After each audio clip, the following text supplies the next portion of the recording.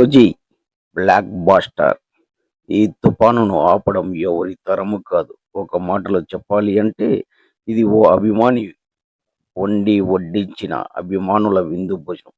కానీ జాగ్రత్త, బార్బెల్ పిచ్చింగ్స్, పూల చొక్కా రాగడి లాంటి వాళ్ళు ఓజీ ఇంటెన్షన్ తగ్గించే ప్రయత్నంలో ఉన్నారు.